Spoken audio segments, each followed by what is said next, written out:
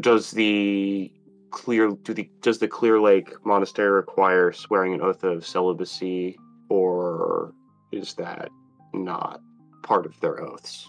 One of their oaths is a oath of nonviolence. They vow not Non-violent. to attack any creature. By the will of the Clear Lake, you shall not do any harm, or at least as long as you're part of this clergy. You are that is a forbidden act. To inflict wounds on another creature is forbidden. Okay. But Is there anything else? Adrien, we find you in the chapel, and today is the day. You are to be allowed towards. You are to go on a boat, which is very rare indeed to see on the Clear Lake. There is almost no boats allowed on this body of water. But today, you and a bunch of other initiates are to go out on this lake, and you are to prepare a ritual to pray to this being of the Clear Lake, as has been tradition for countless decades, maybe even centuries. Yes. I hate to interrupt, but so you mentioned the oath of non-violence. One of the cantrips I took as part of the acolyte background magic initiate was Sacred Flame. Yes, and I can get to that in a minute. I can explain Okay, why in a Church of Nonviolence you might have learned that spell. okay, okay. As long as that still fits. It's also known for your version of life does not include the undead. Any undead are like almost blasphemous to the clergy of the Clear Lake. They can send clerics often from time to time to root out, old abandoned ruins or ancient crypts that might have these creatures that sort of culminate there. But besides that, you are off on this boat. It's a very small boat. It's packed with a number of your fellow acolytes, and you make your way towards the center of the lake. And from here, you look straight down, and it looks like you're just looking through air. The water is so still, even though there's a boat on it. It's like the boat is floating above the ground. And you begin the ritual. You clasp your holy symbol, it's a very simple, it's just a medallion, but instead of like a gemstone in the middle, it is a mirror, polished to be almost like, but not quite, the crystal clearness of the Clear Lake. And you pray to this being, this entity, this god that lives and has kept this church alive for how many centuries. It is an ancient order, and it's like many people depend on it. So what are your thoughts on this god at this point? You've probably been in the clergy for like a year or more at this point. Adrien does find himself aligning with a lot of the clergy's beliefs, especially in regard to healing, because especially on the farm and maybe this wouldn't be a problem by the Clear Lake, but healing animals when they get sick. I mean, the animal's really important to a farm's livelihood, and people falling and getting hurt. Like, he does see healing as reasonably important. And also specifically about the ritual prayer. Is that a group ritual, or is that something that each initiate does? It's individualistic. It is basically like how you're being initiated into the main clergy of the church. Today you will no longer be an acolyte, and today you will be elevated to the rank of a lesser cleric. However, when you pray, it is not like the rituals of the yesteryear. It is not like the rituals that have happened so many times, that so many countless initiates have gone through this and nothing has happened. But today, when you place your hands together, holding your holy symbol, you feel a presence. It stirs for the first time in what feels like centuries. It's like almost like a mountain has gotten up and moved, this ancient thing. And gods in this world do not speak like your language. They're very difficult to understand at times. They're often like a will. And the will looks at you, and it seems interested. And you think maybe perhaps this is part of the ritual, this is part of just what usually happens. But then you feel this, almost like this searing pain in your hands, where you're clasping the holy symbol. The Clear Lake has not only noticed you, it's doing something. You sense it, for one moment you connect with its, like almost like its mind, and you get the feeling, you get its motivations. It is concerned about something.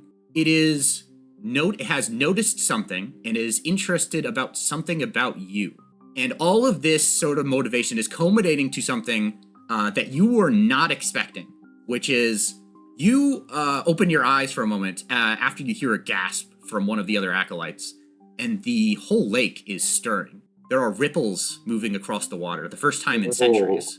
And you feel this burning in your hands, and it's spreading across your whole body as you feel a god trying to force part of itself into you. The power of the Clear Lake is flowing into you, but it is not the gentle, calm magic of its healing properties that it affects its region, everything around it with.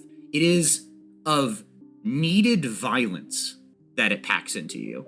Not all of it takes hold, so much so that you don't immediately, pop up to level 20.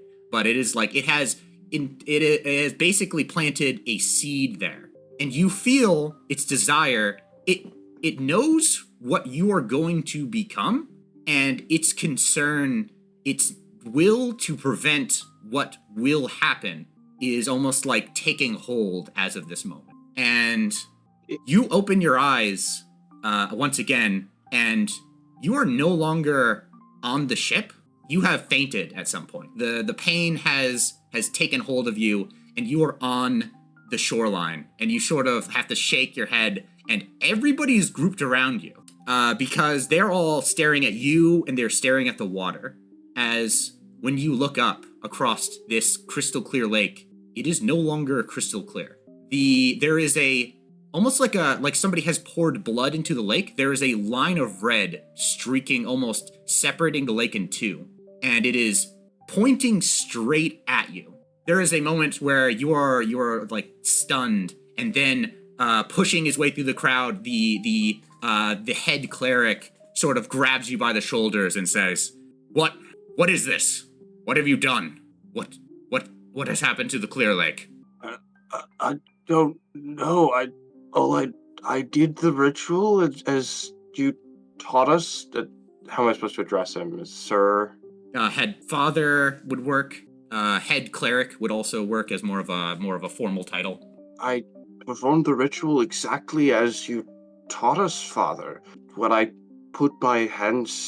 moment when I put my hands together, I remember a burning sensation and feeling of power entering me, and not much else. Although my memory is unclear, it wasn't exactly a pleasant feeling. This isn't what I was expecting. He sort of, and then he shakes you a little more and says, "Is this your doing? What other being do you serve that you would dare mark the Clear Lake like this?" And another cleric sort of puts a hand on his shoulders and says, "It's clear that the boy is as confused as you are, as confused as we all are." And this causes him to let go of you. Yes. About the will of the Clear Lake. Was it trying to prevent me from becoming violent, or was it trying to prevent me from becoming too placid? It was like almost like solemn, like violence is going to be needed. And so the Clear Lake is giving you the ability to do that. Okay. You're not sure. It's very confusing because it's more of like a desire than an actual like coherent thought. But you get the feeling that it's concerned about something in the future. And after that, there is arguing. There is throughout the night there is a meeting that is held. It is clear that you have done something, and that the lake is not. They try a couple of things. The lake is not. There's still this red streak in it. The Clear Lake appears to be, at least for the time being, marked with whatever it is that you or it has done. And by the morning, they have decided. Does the mark follow me around, or does it just point at the place where I came ashore? It like pointed a at trail. It pointed at the place that you came ashore. And as Okay. you wait you are held by a couple of paladins that keep a watch over you over the night. And then when you wake up in the morning, the decision is made. As far as they can tell, you have done nothing wrong, but they can't be sure. So they have decided not necessarily to put you to death, as that would be against the teachings of the Clear Lake. But they can't have you here anymore, and they will not allow you near the Clear Lake again. And so, with that, you are banished from the chapel of the Clear Lake. Do I have any time to explain to my family what happened, or am I just escorted directly out? You are escorted out of the chapel. I don't think you would be necessarily banished from the region, but you remaining in the region would probably be frowned upon. It might be that your family live near the chapel? I mean, maybe not like super close, but they still do live in the Clear Lake Monastery. Oh, okay. Yeah, so you would have time to say Not goodbye, in the Clear Lake but it would be... Monastery. They live in the region. Okay. They don't live in the monastery. They live in a nearby town, so you would be allowed to go and visit them. But yeah, that is how you became that is how the Clear Lake chose you as its patron. The will of this entity to do necessary violence in the future is what seems to have caused this. And because of that, because of what it did, or what you did, it has marked this otherwise pristine lake that has been left untouched for countless centuries. So, Andrew, quick question. Yes. Does the red line always point toward wherever Adrien is? No, it just is constantly staining the water in a perfect, like almost like a pen stroke or like a paintbrush stroke, to the point where he came ashore. Oh, okay. It did point, like, it was unmistakable that it was him. It was pointing directly to him. None of the other acolytes were even close to where it was pointing. But anyway, so that will sort of go over how you became a warlock, Adrien. That was sort of I sort of had this scene in mind for what caused you to be banished from the chapel. I think that works pretty well. Is it Kaszi? Sorry. Kaszi. Okay, it's Kaszi'iser? Kaszi'iser. Yep. Oh wait, let's Kaszi'iser. Kaszi'iser. Let's go through one for you, though I don't have it exact. Let's see here. When you went off to perform 5 great feats for your house, right? Yeah. You needed training. That's part of your family's way, is like to be prepared for these feats is like part of the honor in itself. Because like a man who stumbles upon doing great things is not necessarily great in and of himself. To be prepared to do such great works is part of that. And your first choice was to go to a mage college, not far from where your family exists. Yep. You go to a college called the Emberfell College of Mages. Do I need to write this down? I have it written down so I can remind you, but I would recommend that you write it down if you wish to know. And you, we find you in a class where the professor, the very powerful mage. So I should mention, to graduate from this college is it's basically a mark of pride, because to graduate from this college means that you can cast 5th tier magic. So that is the. I wonder where you're taking that from. That is the hey, don't bully me. There's 5th. What? Oh yeah, this is from that's totally stolen from the Mark of the Fool. Mark of the Fool. So that's basically to get your certification as an Emberfell mage, you would be able to cast 5th tier magic. But Okay. you one day take a class that has to do with almost like an adventuring 101 class. And this man talks about a number of things. But the one thing that he mentions is that there's 2 paths. He sort of says, in this world, there are 2 main trails a wizard can walk. To study for decades and to examine all knowledge. You can purchase it with gold and great riches. Or, and he sort of looks at the class, you can find it. The world is splayed with beyond countless treasures, spells, incantations, arcane objects beyond your comprehension, just lying beneath the dirt underneath our very feet. It is risky to go the second path, to find this knowledge, but to one who lacks the vast wealth of an archmage, for example, this is definitely a viable option. And he sort of he covers places that would be great for exploration.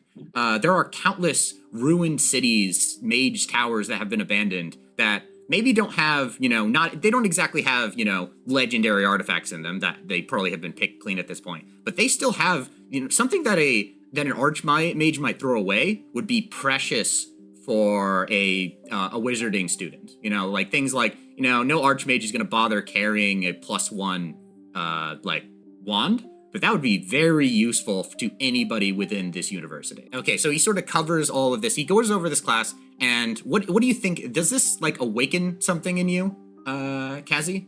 Yes. What do you do? It awakens a sense of adventure, longing for exploration.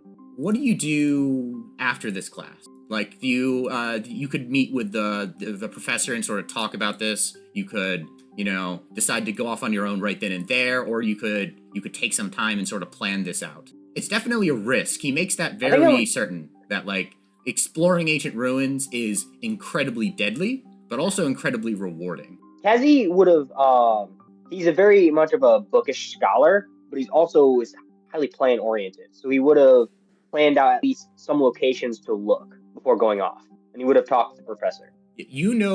After some research, recommendations, you sort of pinpoint some places, and you bring these to the professor. And he, you spend, I want to say, maybe it's a few months or something. You're still studying to get your first level spells working. But while you're doing this, you're working with the professor, and he sort of narrows down some places. Using his expertise, he narrows down what places would be good to explore, what would be safe enough for somebody who isn't a incredibly powerful mage or incredibly beefy warrior to survive. And eventually you arrive at a ruin that has within the Goldmark region. There is a ruin, an ancient city called Kreth. And that place is almost perfect. It has been abandoned for countless centuries. It is ancient, but it's because of a long ancient landslide. It is all of this, the wealth of the city was covered a long time ago. It has been dug out a bunch of times, but there's no way the grave robbers or the treasure hunters took everything. And there is where you can start your journey. From the resources that you would get from extracting something from these ruins might bring you to your first feat and possibly beyond. And so, what do you do with this? I decide to start heading off in that direction. You decide to go. Before you go, this professor has sort of taken an interest as being your mentor. And so he says, tell you what. What's the name of the professor? Hang on, I'll get to that in a second. Tell you what, I will give you something. Okay. I will give you something. I have this old it's sort of junk, but I think it will help you. And he hands you just an old raggedy spell book. It's like an old spell book. It doesn't hold that many spells, but this is how I'm gonna explain how you get spells as a wizard. When you level up, is this. This is sort of where you're copying them from as you increase in power. He sort of gives you this old ancient spell book, and it is marked with the letters of the professor. This appears to be his old spell book before he went off and made a significantly nicer one. This is actually, it has notes from some of his very first adventures, and it's a very interesting read. But at the end of it, it has his initials, which are MN. For the professor, the full name of this professor being Maxwell Norrith, the Emberfell mage. And with that, that's cool. You leave the that's your uncle. So that was the name. Yeah. Wait. So then, how is the uncle come by the farm to teach my character anything? I mean, okay, it's been you can push it out to 4 years from this moment, but Yeah, it's been, I mean, but like, you don't know how far, like, it could be close by, these two regions. So each region is only about 3 days walk across, like, on, like, I guess in good weather, you could get across a region in 3 days. So, like, they're not huge, vast areas. They're more of, like, the size of maybe counties, or, like, between a county and a state is a region. And so a country could take up like a number of different regions in this world. But so yeah, this is Maxwell North, and also Maxwell North. He's a very powerful wizard. He can teleport, so he can visit his family for the weekend, for example, and then go back to teaching, where he is studying his own magic at this at Imberfell College. Yeah, so this does actually fit in reasonably well with what I was thinking about the uncle. He had done some adventuring. Yep. So Kazi, you take your staff, your beginner spell book that you've begun to collect, copying over some spells from the library that will help you out, Kazi, and you make your way to a place called the Goldmark region, and that is where you plan on finding the ruins, and you begin on this adventure. The city of Cliff, you said? Yes, Kreth. Not to be mistaken Kreth. with Kreth, which is the ranger that Joel is playing. Kreth. Clint? But anyway, Kreth. Actually, Kreth or Ruben? Who wants to go next? Doesn't matter to me. All right. I guess I'll. Okay. So, Josiah, this one's gonna be a little harder since I talked with Jeremiah and Noah about where they are starting out a little more. Oh, right. Okay, I got it. You have lived in a city for a number of years now. You didn't always live in a city. Ruben, you once lived in a village, a small village. That village no longer stands, at least no longer in the state that it once did. And for the past couple of years, you have been training at a temple. One day, one of the higher clerics actually comes to visit you, which doesn't happen often. These clerics are very busy. Often they are off, since your church is a church of healing, often they are off trying to villages, towns, and distant cities that need help for one reason or another. Often they will try to follow plagues and that sort of thing to help the people that are in trouble. And one day, one of these higher clerics visits you, and because he has a very, very important mission for you, Ruben. Ruben, you and I have not met, and I believe that is a mistake. I have been told by my fellow clerics that I need to communicate more with the younger generation. But I regret that I must send you off this day without ever really getting to know you first. But he hands you a scroll that you, I'm guessing you accept. Yeah. Ruben Stonehammer de Acht. By the grace of our God, we need you to head out. There is a place, a town known as Westwood. We need you to find one of our members. We understand. How old are you, Ruben? I think 17. Okay, so he's actually shorter than you, so he sort of looks up at you, and with his leaning on his staff. He's sort of an older man, and he sort of says, "There is something by the grace of our God that we must keep on the down low. I hate the idea of skulking around. We will not do that, but you must tell very few of this mission. One of our high clerics has lost the light. We need you to join the search for an individual named Celsi Weaver. She has lost the light. Last we know, she was within the Goldmark region, near the town. You might want to write this down.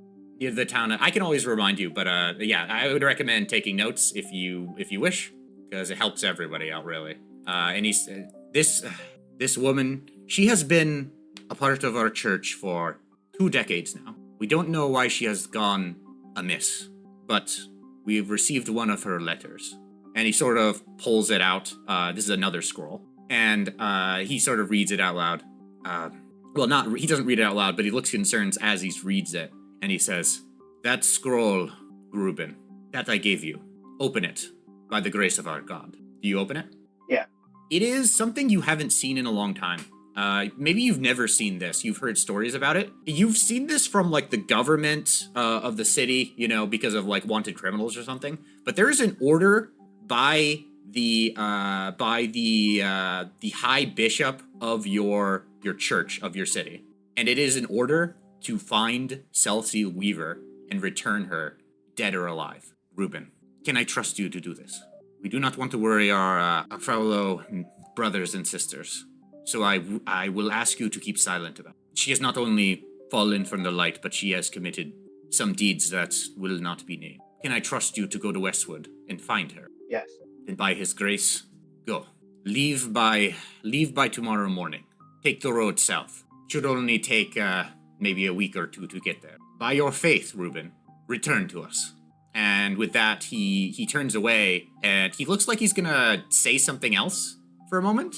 And then he sort of shakes his head to himself and sort of walks away with a limp. He's an old man, and he's got like a cane. Like he's really old. Normally, the magic of this world could keep somebody from, you know, with a leg injury, but he's just so old that it's beyond, you know, the power of any magic. And he sort of is just like, you know, leaning on a cane as he makes his way out of your private quarters within this church. What is the first thing that you do? Is there anything that you do before you leave the city? I don't think so. You're not going to say goodbye to any individuals or anything like that? You're just going to head straight out? You're mission focused? I could say goodbye to my cousin Okay. and the other people I'd gotten to know as I lived in that city. Okay. Yeah, you after some goodbyes, I'm assuming you promised to like be back soon. But you're saying that you're going to be gone for a couple of weeks. And with that, you step outside of, let's see, you are living in a city, right? According to your backstory, since you were forced from your village. Is that correct? Yeah. I'm not misreading that, right? Okay. So, you step outside of the city for the first time, probably a while. And the feeling, almost like as soon as you see the open air, the open countryside, the mountains in the distance, the rolling hills, the farmland that is out in front of you, out beyond the wall, you almost get like a feeling for a second. A memory, like a flash memory of what happened all those years ago when you were 8. But you have to shake it off. The mission you've been given, the divine decree must be completed. And with that, you take one step after the other away from this city and to this region. And that is where I think, unless you have anything else to add, Ruben, that is where I think we will end your scene. No, I think that sounds good. Kreth, That's me. what do you think your character is? You're like a ranger, but you're also sort of like a wayfarer. What do you think? Do you move around a lot? Are you a thief, or are you a guide, or do you hunt? What does your character do? I'm a for mercenary. Oh, okay, you're a mercenary. Yeah, with the Mercenaries Guild. Okay, so I think I sent like a small little update in your DMs. Oh, okay. Hang on. Let me read this real quick. But I don't think, because you is it okay if I say the first part about your backstory, which is you want it secretive? I guess I just said it. So it looks like you want your character to be you want your backstory to be more secretive. So we're gonna cover something that isn't quite exactly. Well, but I will say, I don't know. I guess I've been working at the Mercenary Guild. I had to grow up on the streets, and the Mercenary Guild owner took me in. Taught me everything I knew. We are going to. So these scenes aren't the be all end all of your backstories. You still have stuff that happens before and after these scenes. Yeah.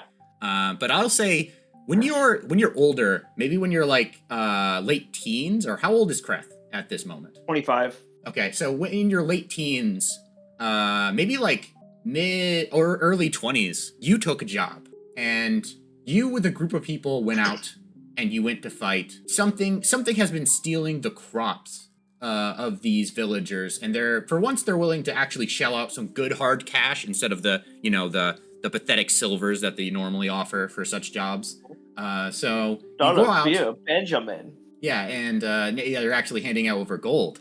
And so you go. Not Benjamin? No. Well, gold pieces are basically $100 bills. I know. That would be funny. There's like a guy in this world called Benjamin, and he like makes a bunch of gold coins, and so they're actually Benjamins. He's like has his face on them. But anyway, so yeah, they're offering gold, and you go off, and it is not what you're expecting. You, based on the evidence you received, you were expecting maybe goblins or kobolds or something of the like, something your crew is more than experienced in. You have strong individuals on your team, people who are experienced, veterans of many battles. On that night, there were no goblins, and there were no kobolds. It was a rock. Not like a stone. Dwayne The Rock Johnson? No, not Dwayne The Rock Johnson either, though that would be funny, like his theme song playing, it's about drive, it's about power, and he like beats the crap out of you guys. No, that's not what happens. That would be funny though. That would. A rock, which is a, actually I could show a picture of this creature real quick. Let me quick find it. Are rocks like giant eagles, basically? Yeah, so these are humongous creatures. And let me show, I can click show players. Yep, does everybody see? I feel like even a level 1 party would beat the Rock. Hang on. I don't know, the Rock's pretty strong, and he's in a lot of movies. Okay, here, I meant to show players this. Do you see the image? Yeah, I see it. Okay, Yes. so this is no, like... I don't. It is... I don't, okay. Andrew. Do you see it now? Oh, now I see it, yeah. Okay, it is Yeah. it is the size of a ship. And when it comes down, like there's a moment where you are all like sort of waiting out in this field. You are hidden among the grass, waiting for among the cattle, and something blocks out the moonlight, like all of the moonlight. And you guys all collectively as a group look up, and there is this creature. And Kreth, that is the last thing you remember. Ay caramba. You wake up and it is morning. There is sun shining in your eyes, and you feel the warmth of some magic being cast on you. There is what appears to be some holy man, like in a cloak, that is casting some sort of healing, cure wounds or something similar on you. And you feel your wounds being tied up, and yeah, you had wounds. You can feel some nasty gash on your head. You are missing a finger, of which you watch as the individual reattaches and then casts a spell to heal back up, and so your finger is working again. And there's this massive gash across your chest that was definitely fatal if somebody like this hadn't been here to help. And you, as this person lowers her hood, you meet somebody that would, that helped you and a number of your teammates to survive that day. You met the newest member of your mercenary group, at least for a while. At first, she wouldn't tell you her name. You're not sure why or what the deal is. You know, some clerics can be wacky and they can have like, oh yes, I have sworn off my name as of the 29th hammer. But like, you know, clerics can be pretty wacky, paladins can be pretty wacky, and so you just like sort of shrug it off. But one day, after some pretty heavy drinking, I would imagine, does Kreth drink? No. No? Okay, so after getting her to drink, after a pretty successful hunt of a single wyvern, you guys managed to get her to spill the beans. She is a cleric from a city to the north, and her name is Celsi Weaver. Mm. It isn't long after that. Plot thickens. It isn't long after that when you just, one day she just vanishes. I mean, that could happen in a mercenary group. Like sometimes people, you know, quit. They don't want to do this sort of lifestyle anymore, and they move on. That's perfectly reasonable. You're not holding people captive in this mercenary group. But what is after she disappears, that sort of like marks this weird sort of thing that can happen with groups, where one person leaves and the whole group just starts to fall apart. One string of poor decisions after another, and just plain old bad luck. The mercenary group that you were a part of broke up. What was the name of your mercenary group? Good question. Is it like was it something silly? Was it serious? Was it just completely military? It's just like, oh yes, we're the Gold Cliff mercenaries, and we're 100% about the job. What was like the name? Shoot, that's a good question. I'm trying to think. I would say they would have some renown. So, like, if you name drop them, it might help you out a bit. Yeah, I mean, I was kind of thinking, like, at least for Kreth, he wouldn't. Most of his jobs would be not terribly far. They'd kind of be around whatever town he lives in. Into the wilderness, I say. Well, that's a good question. Didn't think of a mercenary group. How about we're all just rangers, and we call ourselves the Rangers. The Rangers. Yeah, so the Rangers are known throughout the mostly for their grand hunts, which were a lot more successful back in the day than they were now. When the mercenary captain, it wasn't actually like a sad, like everybody sort of broke up after a bad job. The mercenary captain that had led you guys into fight after fight, even joining in on some minor conflicts between two lords, he just retires. Like one day his sword arm just doesn't work as it always did, and he has announced to the crew that he is retiring. And you look around, and there really isn't anybody that can take his place. And some guy does, but it's just not the same. And with that, your group, the Rangers, a famous group within the region of Goldmark, a very wilderness, a very wild region that is probably very useful to have a group of Rangers in. It breaks apart, much to the enjoyment of some of your rivals, much to the sadness of some of the people who you guys worked with in the past, and overall just sort of a bitter ending to what was otherwise this very successful mercenary group. And with the breaking up of your group, that is what leads you to the town of Westwood, Kreth. You are here in the next session. You are here. Why would you come specifically to this town? Do you live here, or is it more of like you're a wanderer? You sort of mentioned that you would take jobs around where you live. So I was thinking at first, I'm kind of central. I take jobs usually central. I haven't traveled very far. They'd mostly be in the town I stay in, where I grew up, and just like in the wilderness around it. Okay, so you. But I think it's possible. Maybe I decided to move towns to find more mercenary work. You grew up in Westwood, or you Sure. just moved here? How about I just moved there? Okay, after my mercenary guild, or my group broke up. You just moved to the town of Westwood, and with that, with you four all sort of arriving in this town, that is where we are going to end today's session, and that is where we are going to start next week with the beginning. Wait, quick question. This campaign. Yes. How did I get to Westwood? Westwood is really close to, is in the same region as the ruins of Clint. Okay, so it is actually near the ruins. I can pull up the map real quick. It's sort of there's a mechanic that I'm gonna add with building up the world map. But right now, this is the region that you can see of this right here is the region of, now you should be able to see, this is the size of this is only one region. I'm planning on adding a number of others. I have the maps for a number of others, but this is what you guys have access to at the moment. This is the region, the Goldmark region. And this right here, which I can point you guys to, is the town of Westwood. Okay, nice. So, to end that, to go over some stuff, in this world, there are regions, and regions each have their own lesser god. And the lesser gods that exist within these regions affect the world around them. The region of Goldmark, everything that causes you to heal will make you heal half again as many. So if you heal 6 hit points, you will heal 9 total, because you'll get an extra 3 hit points. The Golden Will, which is a god within this region, heals things and makes things grow. But that also causes an issue for travelers, which is why rangers are so useful in this sort of land, is because everything in this world, in this region, is overgrown. Like, all of the grass is 3.5 feet tall. All of the forests are thick as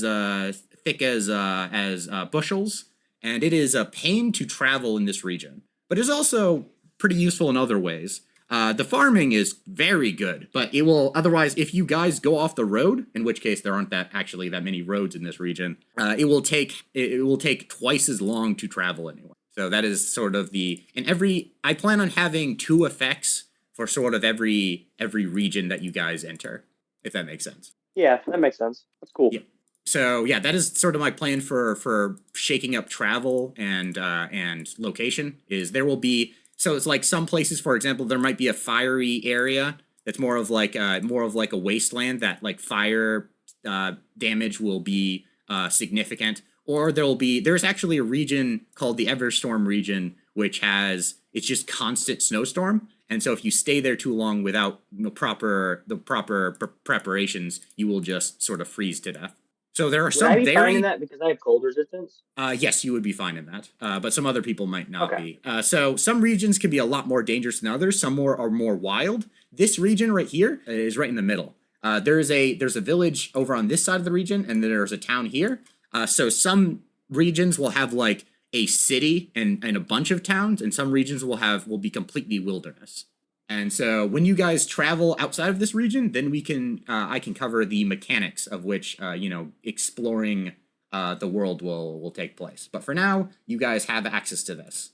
Does this make sense? At least I haven't explained the mechanics, but I'm gonna do that when you guys are actually traveling. Does anybody have any questions? Yeah. Yeah, it makes sense. Where's the I do Clear not. Lake in relation to this? Oh right. So the regions of this world are actually are actually kind of in limbo. And when you guys leave the edge of this map, right? You guys can make a I believe there's a specific check that, and so I wanted to add some exploration to this campaign, as well as like the ability to sort of build out the world as you guys travel. So that's where, when you guys travel, I will cover the rules for how you will find other regions. So right now, actually, I don't have a specific place for the Clear Lake and the Crescent Lake region. The Crescent Lake is where Emberfell College is, but the Clear Lake region and the Crescent Lake region, you're going to be able to discover them, or you can sort of purchase maps to try and navigate to those places. I will say it will be easier to find those places because you have been there before, so that I think that makes sense that you'd be able to more easily navigate it. But we will cover that when we get to that. So is there any other final questions before we end today's session? I do not. All right, and I with mean, the that, questions I have are basically like what's going to be answered at the beginning of the next session. So yeah, we will cover where your characters are exactly in the next session, because there's going to be an inciting event. All right. Hmm.